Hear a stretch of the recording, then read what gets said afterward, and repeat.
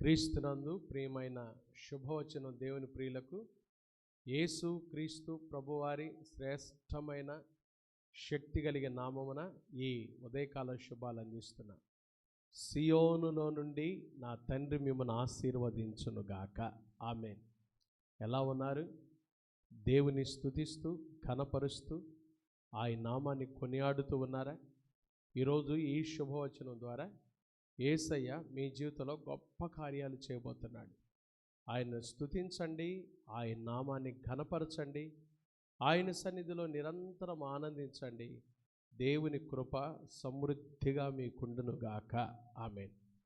ఈరోజు శుభవచనం కొరకు సామెతల గ్రంథం 25వ అధ్యాయం 28వ వచనాన్ని చదువుకుందాం. సామెతల గ్రంథం 25వ అధ్యాయం 28వ వచనం.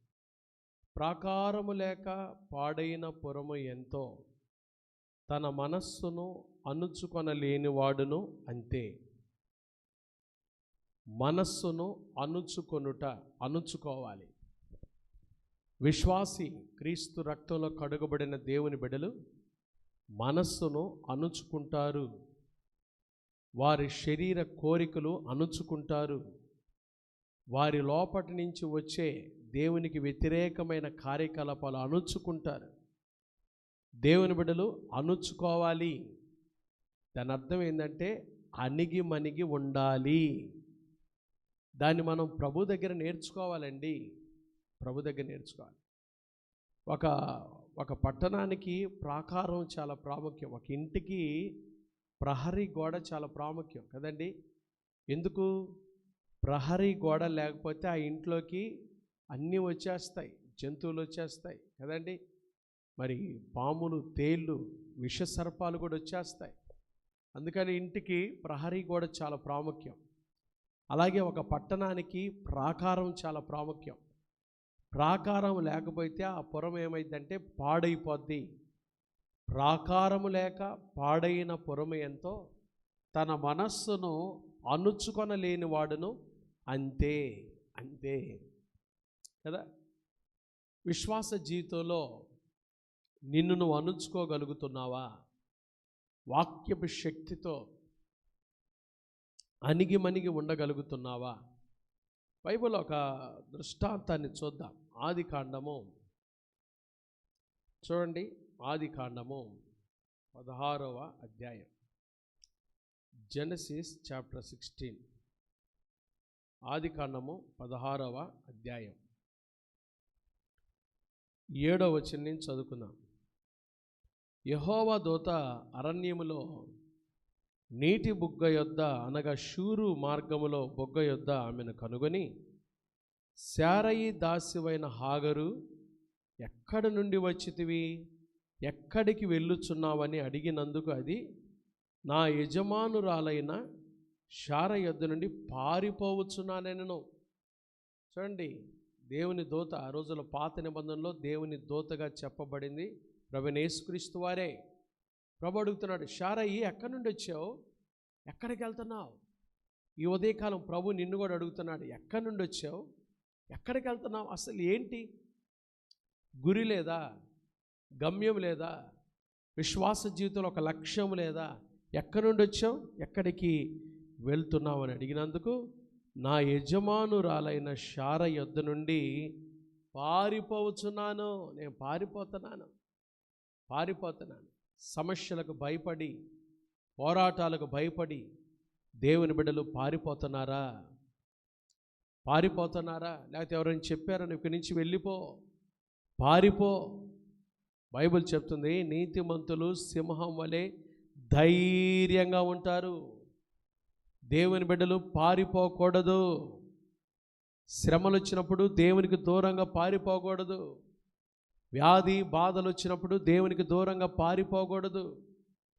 పారిపోయే పరిస్థితుల్లో ఉన్నావా? దేవునికి దూరం అయిపోయే పరిస్థితుల్లో ఉన్నావా? పారిపోవచ్చున్నానని. అప్పుడు 9వ వచనం. అప్పుడు యెహోవా దూత నీ యజమానురాలి యొద్దకు తిరిగి వెళ్ళి ఆమె చేతి క్రింద అణిగి ఉండమని దానితో చెప్పాను. అణిగి ఉండాలి, అణుచుకొని ఉండాలి, అణిగి మణిగి ఉండాలి. విశ్వాస జీవితంలో మనం నేర్చుకోవాల్సిన సత్యం ఏంటంటే మనస్సును అణుచుకోవాలి. పోరాటాల్లో జయ జీవితాన్ని జీవించాలంటే అణిగిమణిగి ఉండటం నేర్చుకోవాలి కదండి. రకరకాలైన ఆలోచనలు వస్తాయి. పౌరకుమారు రాస్తారు, నా ప్రాణమా నీ వేళ తొందరపడుచున్నావు, దేవుని యందు నిరీక్షణ ఉంచుము, ఆయనే నా రక్షణకర్త, ఆయనే నా కోట, ఆయనే నాకు ఆశ్రయమని ఆయన యందు నమ్మిక ఉంచుము. అణిగిమణిగి ఉండటం నేర్చుకుందాం. దేవుని ప్రజలారా, ఒకవేళ ఈ ఉదయకాలం ఎక్కడికైనా పారిపోవాలి, దేవునికి దూరమైపోవాలి అనే ఆలోచనలు ఉన్నాయా? అణిగిమణిగి ఉండి దేవుని బిడ్డలంగా విశ్వాస జీవితంలో చక్కగా ప్రభు కోసం జీవించడం నేర్చుకుంటాం. అది కదా బైబిల్ చెబుతుంది, తన మనస్సును అణుచుకొనిన వాడు శ్రేష్టమైన కదండి. మనస్సును అణుచుకుంటే మరొక ఆశీర్వాదం ఏంటో తెలుసా? మన మనస్సును మనం ఎప్పుడైతే అణుచుకొని దేవుని సన్నిధిలో అణిగిమణిగి తగ్గించుకొని పోరాటాల మధ్యలో దేవుని బిడ్డలంగా మనం జీవించినప్పుడు బైబిల్లో మరొక ఆశీర్వాదకరమైన మాట రాయబడింది. ఏం రాయబడింది? సామెతల గ్రంథం చూద్దాం. సామెతల గ్రంథం 16వ అధ్యాయం 32వ వాక్యం చదువుతున్న చూడండి. పరాక్రమశాలి కంటే దీర్ఘశాంతము గలవాడు శ్రేష్ఠుడు, పట్టణము పట్టుకొను వాని కంటే తన మనస్సును స్వాధీనపరుచుకొనువాడు శ్రేష్ఠుడు. పట్టణం పట్టుకొను వాని కంటే తన మనస్సును స్వాధీనపరుచుకునేవాడు శ్రేష్ఠుడు. మనస్సును అణుచుకునేవాడు శ్రేష్ఠుడు. ఉదయకాలం దేవుని బిడ్డలారా, విశ్వాస జీవితంలో నీ మనస్సును అణుచుకొని నీ మనస్సును స్వాధీనం చేసుకొని ఎటువంటి దేవునికి వ్యతిరేకమైన ఆలోచన లేకుండా నీ మనస్సును అణుచుకొని ప్రభు బిడ్డగా నువ్వు జీవించడానికి తీర్మానం తీసుకుంటే దేవుడు నేను గొప్పగా ఆశీర్వదిస్తాడు. యోసేపు ఆశీర్వదించబడటానికి కారణం అదే, తన మనస్సును అణుచుకున్నాడు. దానియేలు ఆశీర్వదించబడటానికి కారణం అదే, తన మనస్సును అణుచుకున్నాడు.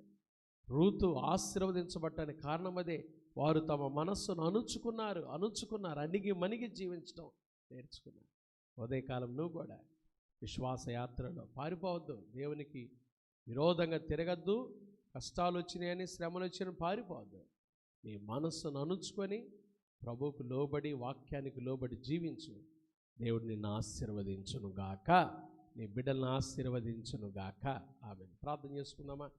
మహాపరిశుద్ధుడు అయిన మా తండ్రి, దయగల దేవ, ప్రేమ స్వరూపి, మీకు స్తోత్రాలు. ఉదయకాలం శుభవచనం ద్వారా మాతో సూటిగా మాట్లాడిన మీ వాక్యాన్ని బట్టి స్తోత్రాలు. ప్రాకారము లేక పాడైన పొరమ ఎంతో తన మనస్సును అణుచుకొనలేనివాడునంతే.